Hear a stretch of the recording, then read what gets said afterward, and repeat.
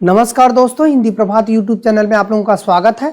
हम लोग इससे पहले जो है पर्यावरण से संबंधित जो है अध्ययन कर रहे थे ईवीएस में, जो कि आपके आने वाले आगामी परीक्षाओं में काफ़ी इम्पोर्टेंट है। हम लोग जीवों के संरक्षण और जितने भी जीव विलुप्त हो रहे थे उनके लिए जो सरकार द्वारा विशेष परियोजनाएं चलाई जा रही हैं, विशेष संरक्षण चलाया जा रहा है, उससे संबंधित प्रावधान के टॉपिक पढ़ रहे थे। अब हम लोग आते हैं कुछ अन्य जीवों के लिए। तो देखिए, हम लोग इसको देखते हैं कि किस तरह से कुछ अन्य जीव हैं, जैसे आपका कह सकते हैं कि कस्तूरी मृग हुआ, और जो है लाल पांडा हुआ, सिंह हुआ, कस्तूरी मृग, लाल पांडा, सिंह, कछुआ, हंगुल जीव, गैंडा और गंगा डॉल्फिन। इसमें से क्वेश्चन बने हुए हैं। इसका मतलब है कि इसमें सबसे पहले हम लोग आते हैं हंगुल जो है जीव। तो हंगुल जीव है क्या? तो ये देखिए आपका हो जाएगा हंगुल जीव।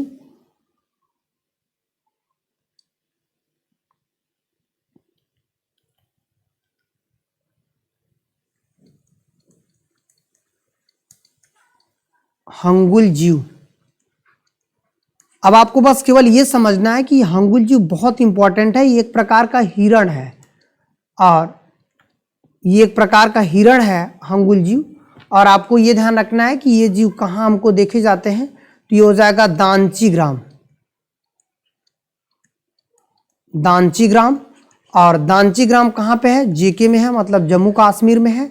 और इसके लिए सरकार द्वारा जो है परियोजनाएं चलाई जा रही हैं, और यह परियोजनाएं प्रारंभ हुई हैं 1900 कम से कम कह सकते हैं कि 70, मतलब इसके लिए जो परियोजनाएं चालू हुई है 1970 में चालू की गई हैं। और यह देखा जाए तो ये हो जाएगा कि वर्तमान में यदि 20वीं शताब्दी में देखा जाए तो 20वीं शताब्दी में इस परियोजना का काफ़ी बड़ा लाभ मिला, क्योंकि 1970 में 150 ही हंगुल जीव बचे थे, लेकिन आज वर्तमान में 5000 से अधिक बचे हैं। तो ये हो जाएगा आपका हंगुल जीव। और यहाँ पर दांचीग्राम लगातार क्वेश्चन पूछे जा रहे हैं। फिर हम लोग अगला देखते हैं। अगला हो जाएगा कस्तूरी मृग। ये देखिए कस्तूरी मृग। कस्तूरी मृग काफ़ी इंपॉर्टेंट माना जाता है। इसका मतलब है कस्तूरी मृग से संबंधित जो परियोजनाएं थी, ये कहाँ पर हमें कस्तूरी मृग सबसे ज़्यादा दिखाई देती हैं।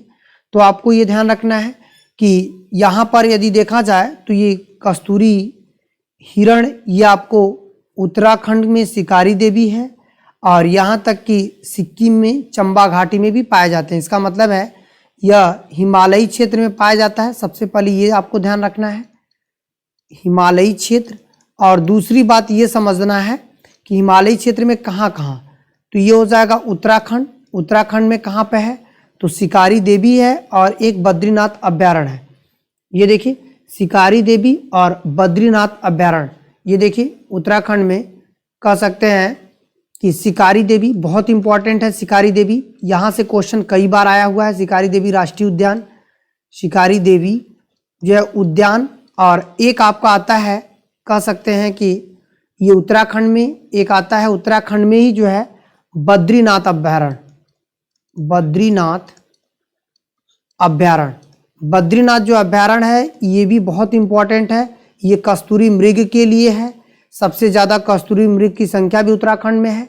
इसके अलावा हम लोग देखें तो हम लोग सिक्किम में भी इसको देखा जा सकता है कस्तूरी मृग को। तो यहाँ पर सिक्किम में कौन सा है? तो सिक्किम में यदि देखा जाए तो एक है जिसका नाम है चंबा घाटी। चंबा घाटी जो है कह सकते हैं कि कस्तूरी चंबा घाटी कस्तूरी हिरण के लिए काफ़ी प्रसिद्ध है। और इसके लिए जो सरकार ने परियोजनाएं चलाई हैं कस्तूरी हिरण के लिए 1970 से इसे बचाव तथा इसकी तस्करी को रोकने के लिए ये परियोजनाएं चलाई जा रही हैं। इसका मतलब है तस्करी को रोकना। और वर्तमान में धीरे धीरे जो है कस्तूरी मृग की संख्या जो है सामान्यजनक बनी हुई है। तो ये हमारा हो जाएगा कस्तूरी हिरण। कस्तूरी हिरण से अभी तक जो क्वेश्चन दिया है या ये पूछा है, यहाँ तक कि यूपीएससी में भी क्वेश्चन आए हैं। बद्रीनाथ अभ्यारण्य से भी पूछा है, चंबा घाटी सिक्किम में किस क्षेत्र में कस्तूरी हिरण देखे जाते हैं। तो अब क्लियर हो गया। अब हम लोग आते हैं, अगला हो जाएगा लाल पांडा। लाल पांडा भारत में कहाँ पर देखे जाते हैं? लाल पांडा जो अगला ये टॉपिक है लाल पांडा, तो ये ध्यान रखिएगा। ये हमारे यहाँ यदि देखा जाए तो पूर्वी हिमालय में लाल पांडा की संख्या हमें देखी जाती है, जिसमें आपका कह सकते हैं कौन कौन सा होगा क्षेत्र, तो ये कह सकते हैं पूर्वी हिमालय में कौन कौन से राज्य आएंगे, तो एक आएगा सिक्किम और अरुणाचल प्रदेश।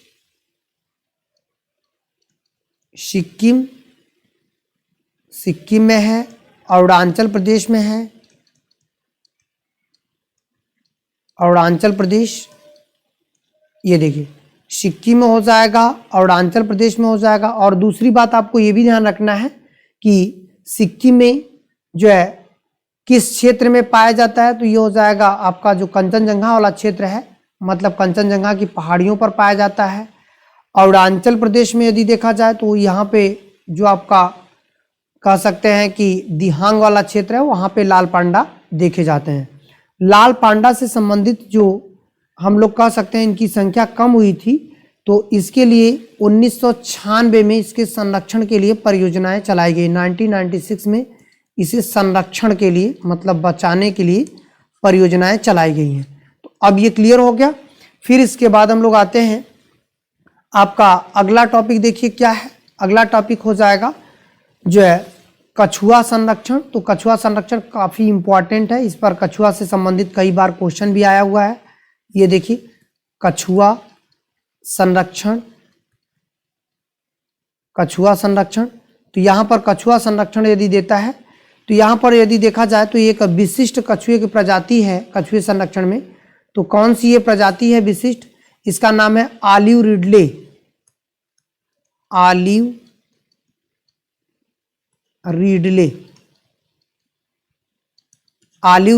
इसका नाम ओली रिडले भी कहते हैं इसको, ऑलिव रिडले को। ये कछुए की एक बहुत ही अच्छी प्रजाति मानी जाती है। और यह भारत में यदि देखा जाए, भारत में ये कहाँ पर सबसे ज़्यादा है, तो ये उड़ीसा के तट पे है। उड़ीसा के तट पर ये जो है ओली रिडले कछुआ बना हुआ है, मतलब कि यहाँ पर एक प्रोजेक्ट चल रहा है, उसके तहत यहाँ पर यह है कि ये ओली रिडले कछुआ संरक्षण जो है सबसे पहले कहाँ पर शुरू भी किया गया था, तो ये हो जाएगा 1900 जो है कह सकते हैं कि 75 में इसे शुरू किया गया था। उड़ीसा के किस अभ्यारण्य से शुरू किया गया था, भितरकणिका अभ्यारण्य से ये शुरू किया गया था। ये बहुत ही महत्वपूर्ण होगा, यहाँ से क्वेश्चन जो है आए हुए हैं कि कछुआ का संरक्षण जो है भारत में कहाँ से शुरू किया गया था। तो ये हो जाएगा आपका उड़ीसा से, और सबसे ज़्यादा ओली रिडले जो है ये कहाँ पे, ओली रिडले कछुआ उड़ीसा में है। चलिए हम लोग अगले टॉपिक पे आते हैं। अगला टॉपिक है गैंडा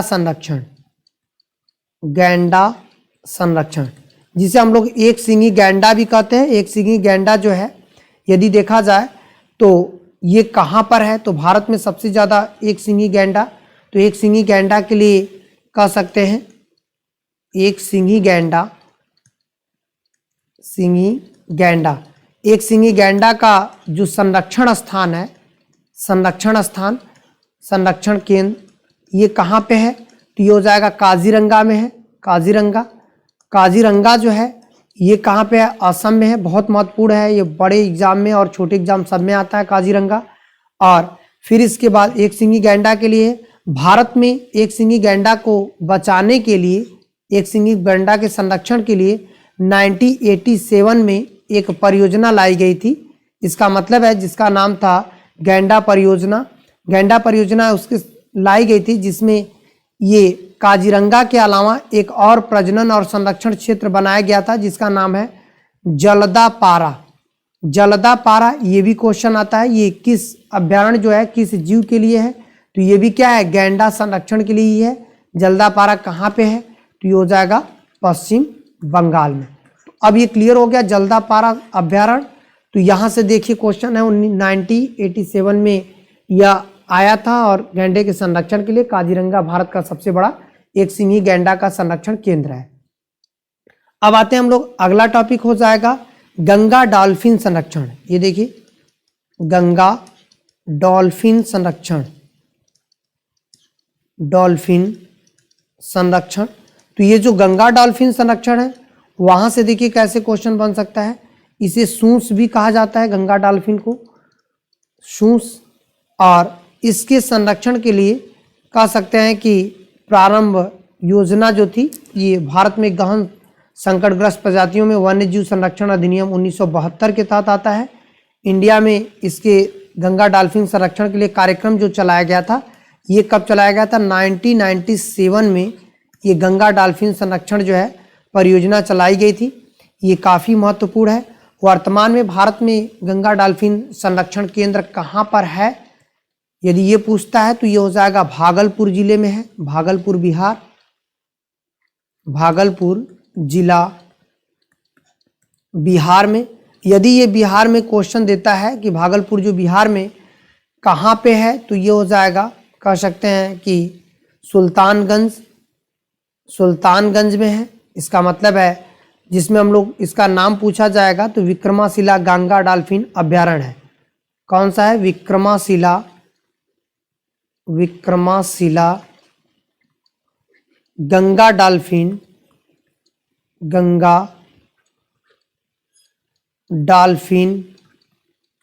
अभ्यारण्य। तो अब देखिए भारत में यदि पूछा जाएगा कि गंगा डॉल्फिन किस जिले में वाकई में संरक्षित किया जा रहा है, तो भागलपुर बिहार में संरक्षित किया जाता है। और किस अभ्यारण्य में यदि क्वेश्चन दिया तो विक्रमाशिला गंगा डॉल्फिन अभ्यारण्य में ये गंगा डॉल्फिन जो है कह सकते हैं संरक्षित किया जा रहा है। और गंगा को मतलब कि ये डॉल्फिन को 5 अक्टूबर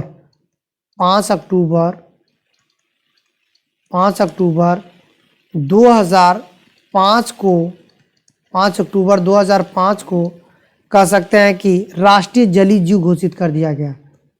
राष्ट्रीय जलीय जीव घोषित कर दिया गया।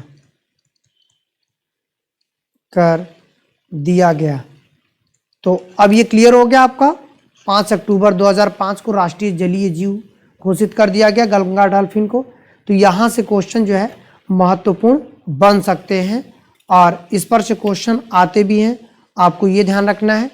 और आज जो है हम लोग इतना ही पूरा टोटल संरक्षण पढ़े हैं और फिर इसके बाद हम लोग कहते हैं कि इसके आगे पर्यावरण से संबंधित जो है कुछ और तथ्यों को लेकर आएंगे। तब तक